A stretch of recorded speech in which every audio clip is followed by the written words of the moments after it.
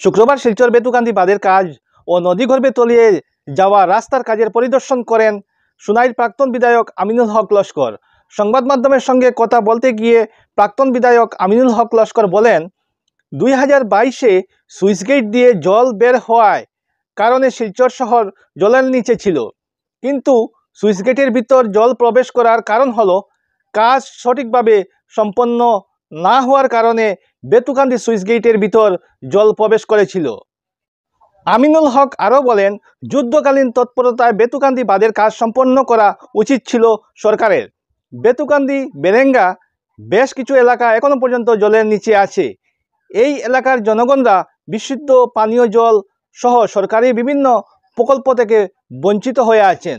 বেতুকান্দি রাস্তার অবস্থা বেহাল থাকার কারণে স্থানীয় জনগণের অসুবিধার সম্মুখীন হতে হচ্ছে, কিন্তু সরকারের পক্ষ থেকে বেতুকান্দি এলাকার উন্নয়নের জন্য বিহিত ব্যবস্থা নেওয়া হয়নি বলে অভিযোগ সুনাই সমষ্টির প্রাক্তন বিধায়ক আমিনুল হক লস্করের।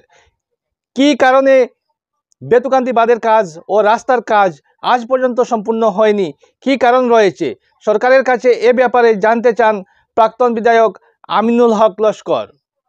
প্রিয় দর্শক, যদি এই প্রতিবেদনটি ভালো লাগে তাহলে একটি লাইক শেয়ার দিয়ে আমাদের পেজটিকে ফলো করে সঙ্গে থাকুন এবং যারা ইউটিউব থেকে দেখছেন সাবস্ক্রাইব করে পরবর্তী খবরের জন্য আমাদের সঙ্গে থাকুন। সংবাদ এখনকার মতো এখানেই। খুদা হাফিজ।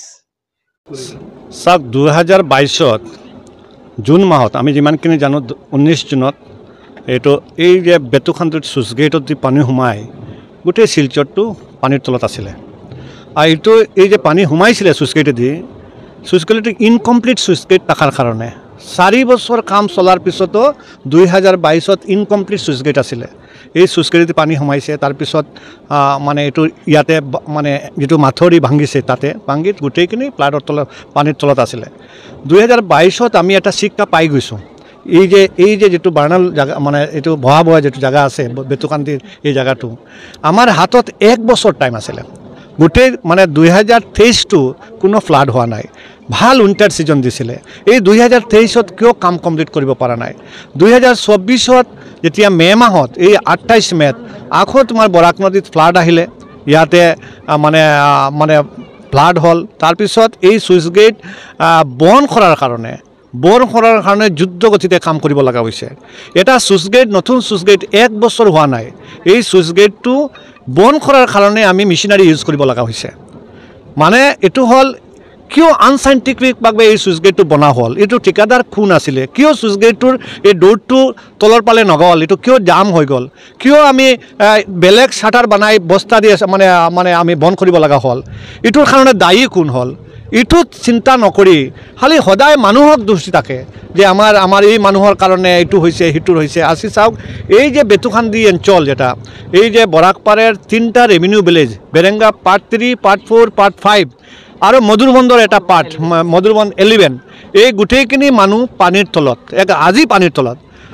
28 তাৰিখ পানী হৈছিলে, 15 দিন হৈছে বৰাক নদীৰ পানী ফ্লাড লেভেলৰ তলত আছে, কিন্তু মইচাৰ পানী ফ্লাড লেভেলৰ বহুত ওপৰত আছে। প্ৰত্যেকটা মানুহৰ ঘৰত পানী আছে, প্ৰত্যেকটা মানুহৰ ঘৰৰ পুষ্কৰিণী যিটো পানীৰ ভিতৰত মানুহ খাৱাৰ পানী নাই, ল'ৰা ছোৱালীবিলাক পঢ়িব এইটোৰ ব্যৱস্থা নাই, কেনেকৈ ঘৰৰ পৰা ওলাই স্কুল যাব এইটোৰ ব্যৱস্থা নাই, এজন দিন মজুৰি কেনেকৈ ৰুজিত যাব এইটোৰ ব্যৱস্থা নাই।